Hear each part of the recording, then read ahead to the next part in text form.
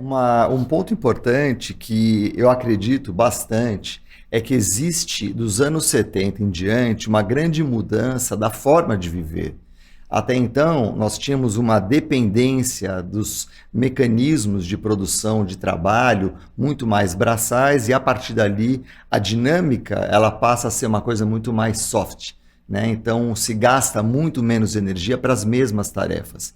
Basta a gente olhar, por exemplo, uma coisa muito simples. Se você pegar a construção de um automóvel, né? Então hoje você dificilmente vai ver um operário carregando uma porta para colocar no carro. Você tem um braço mecânico que vai já coloca na posição correta e esse operário vai lá e parafusa, prende, ou muitas vezes o braço mecânico mesmo faz esse trabalho.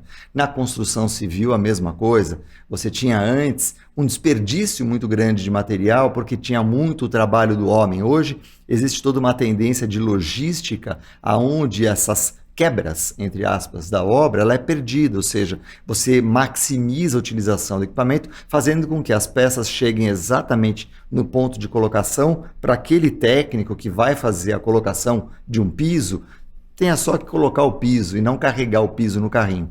Então, em todas as áreas a gente tem isso, e eu trago o exemplo da minha área, né? Quando eu fiz ali o meu mestrado, meu doutorado, para pegar um artigo científico, eu andava 3 quilômetros até o Instituto de Química para pedir e 3 para voltar. Daí, quando chegava, eu andava 3 mais 3 para pegar o artigo. Então, eu andava só 12 quilômetros para pegar um artigo científico. Ou seja, um artigo científico... Não, e um artigo científico custava 840 quilocalorias, porque era esse meu deslocamento, né? Hoje eu faço a mesma coisa, não gasto 840 segundos no meu celular.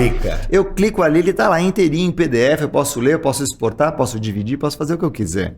E isso vale para tudo na vida, né? Você não tinha um carro que você apertava o botão, ele parava na porta com chofer e que você nem precisava pôr a mão no dinheiro para pagar.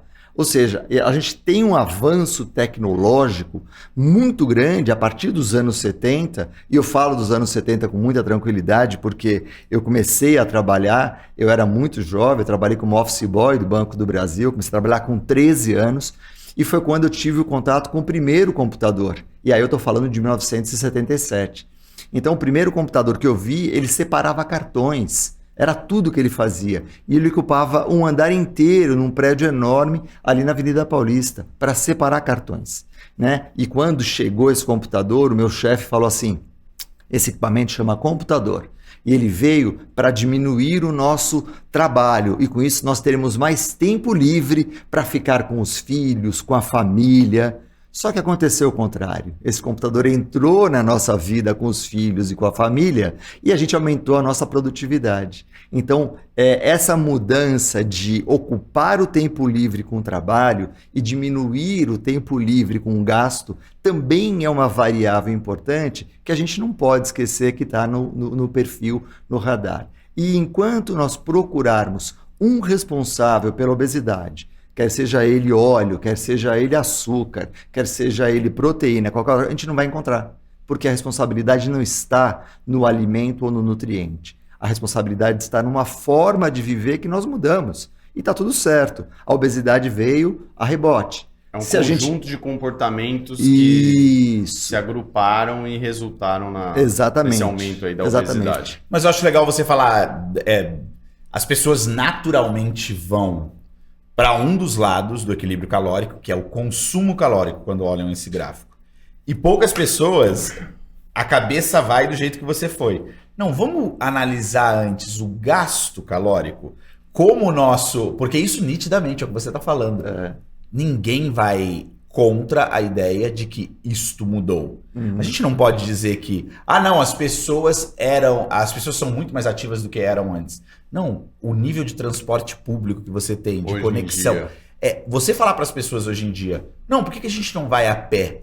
Eu e o João. Total. Toda vez que a gente fala ou menciona ir a pé, a gente é visto como alien. Não, mas como assim? A pé? Ele fez uma viagem para a Argentina, no qual ele sabia que o consumo calórico dele seria altíssimo. Ele estava com a esposa dele na Argentina, local dos restaurantes com, sabe, maior acesso. Ele vai comer. Delícia. O que ele fazia? Eu andei, eu andou batia a gente 25 inteira. mil passos por dia. Então. Não aconteceu nada. Só que pros amigos dele que ele falava era do tipo, o João é louco, o João é mal.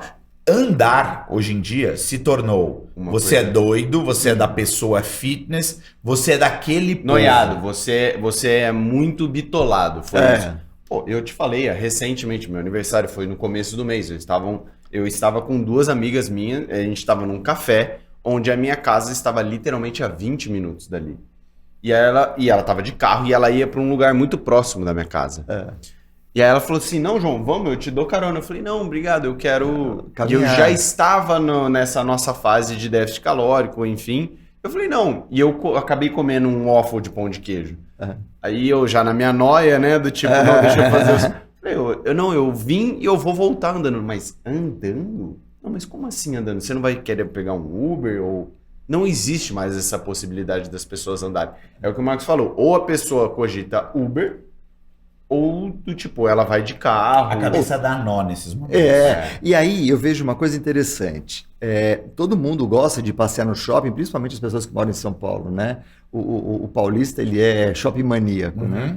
Ok, sobe a escada, né? Total. Olha para a escada como uma oportunidade de gasto. Né? Eu frequentemente vou para a universidade de metrô, né? Agora que está voltando, depois da pandemia e tudo mais. Eu vou de metrô. E eu subo. O metrô do Butantã é profundo. Eu subo, né? E lá em cima tem um pãozinho de queijo. Outro dia brinquei subindo na escada rolante toda lotada, escada de andar vazia. Falei, pessoal, essa escada aqui, ela paga o pão de queijo. Entendeu? Então vamos gastar aqui para comer lá. As pessoas sobem de escada rolante e comem lá em cima o pãozinho de queijo. Então, assim, nada contra o pão de queijo, mas é exatamente essa contabilidade que não fecha.